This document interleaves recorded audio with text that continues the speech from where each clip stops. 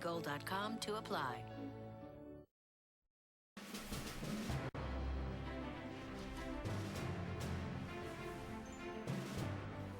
Midnight in the East, polls closed in Hawaii, and before you say, well, all right, first off, Hawaii is not there exactly.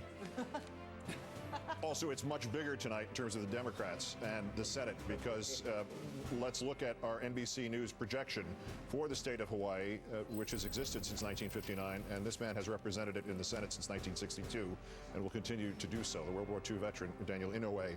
And what this means, well, all right, let's look at the latest from Pennsylvania.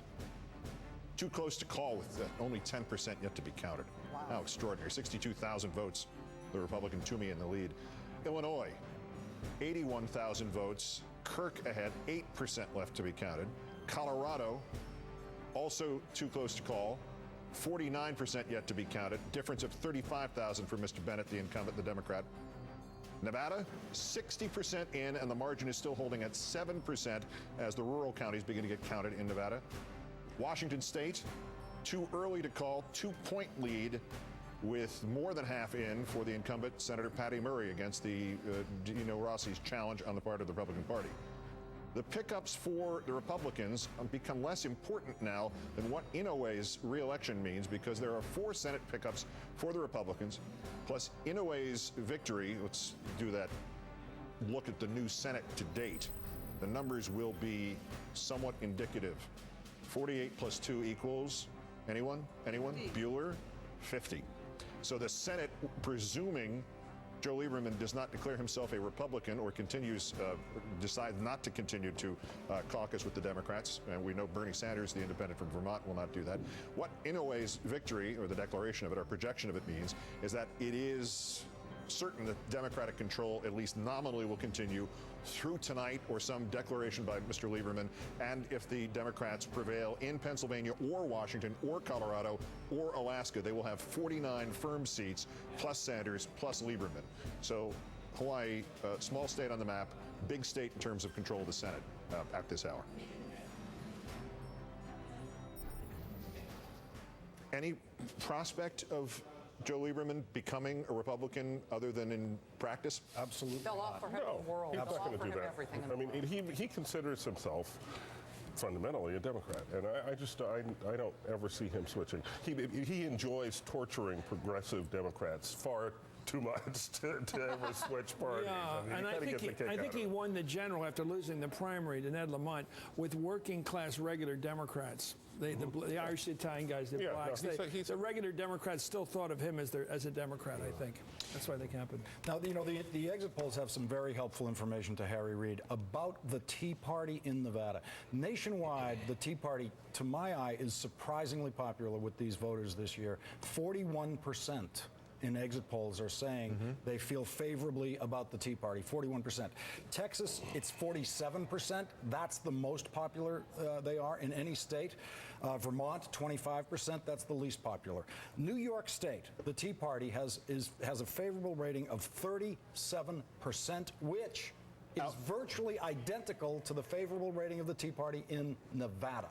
Nevada, it's at 38. New York, it's at 37. In other words, the Tea Party is of below average strength in Nevada. That is bad news for Sharon Engel trying to win a Tea Party victory in Nevada. That's a lot of sound bites to create that effect in Nevada. And it's also fascinating, just as an aside, in New York, that does mean that the Tea Party theoretically outperformed or about matched the Republican candidate, Mr. Palladino, for governor, who was running on that under that umbrella. And one thing, just as an aside, just as a laugh before we return to our continuing analysis of what's going on and the latest from Nevada as that race tightens as expected. When we gave you the concession speech of Carl Palladino, it was with a heavy heart that we left that in progress for the prospect that we would be seeing something, for want of a better word, wonderful. Fortunately, we recorded the rest of his concession speech, and he produced something wonderful. Oh, we have it. Yes, we do. I have a message for Andrew Cuomo, the next governor of New York. I've always said my baseball bat is a metaphor for the people who want to take their government back. But this isn't my bat, after all. As our next governor, you can grab this handle and bring the people with you to Albany. Or you can leave it untouched and run the risk of having it wielded against you. Because make no mistake, you have not heard the last of Carl Palladino. Oh, my. What's that mean? It's going to take him The out? exact same thing that Christine O'Donnell issuing demands from the podium meant tonight, which is that losing by 17 points and losing by 25 points apparently has nothing to do with the aforementioned people. And concession, the idea of a concession has lost all meaning. Isn't there a post-9/11 federal statute, something about terroristic threats? I don't know.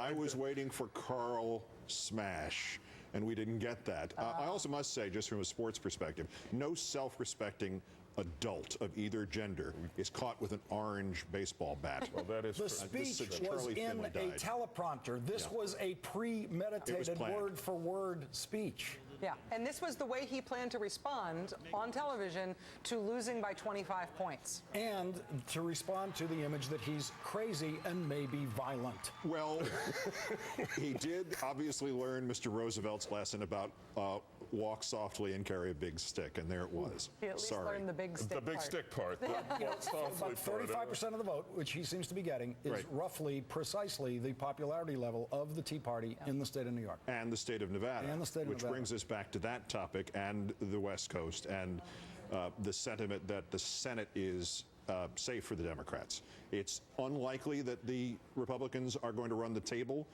in the remaining five Senate seats tonight. Any disagreement with that? Very Possible unlikely. they could. I don't. They could, but I doubt that they will. I don't think it's going to happen. I mean, Reed showed up. The odds The Tea are Party has against it. cost them the Senate. Right, exactly. You guys try to remember that they have. I've only got a list. They haven't. The Tea Party is not responsible for a single victory, a single pickup so far tonight. May not be even you count Toomey. Toomey was a club for growth or long before there's ever a Tea Party. He is what he is, sui generis to some extent. But the rest of the party has only been an embarrassment. Like this guy we just saw, like Christine O'Donnell. I get maybe they've given him some internal energy, but they haven't given him sort of saleability. Check this out. This is a full analysis of those Tea Party candidates whose races have already been decided. 35 is an impressive number. 35 is an extraordinary number. You can't look at 35 in isolation without looking at that 54. This is house races. House and everything included. That's the whole picture. 35, 54. Perhaps a net help of some energization, as you suggested, to the Republican cause, but clearly, as we keep going back to it, cost them the House and the Senate in Delaware, both of those seats. I think it's fair in the House because I think that Boehner, as we saw with his emotional response, was totally surprised by all this. It's really not of his making. This whole victory came about from the Tea Party explosion within the House. But at the Senate level, where you really get to know the candidate on television, you get to take a good look at them, their personality, what the makeup is, not just their ideological profile, but who they are, which is often an embarrassment in this case. Tea Party people on the right side of the profile, given the current economic situation. But once you get to meet them, you go, wait a minute, no, not this one. Yeah, the Christine Not this O'Donnell one. vote. Not the guy with the bat and not the witch. The Christine O'Donnell vote in the non-witch, please. No, which, All right. The Christine formerly known as a O'Donnell, witch. but the Christine O'Donnell vote total in Delaware was what, 60,000 votes more than she got in the primary.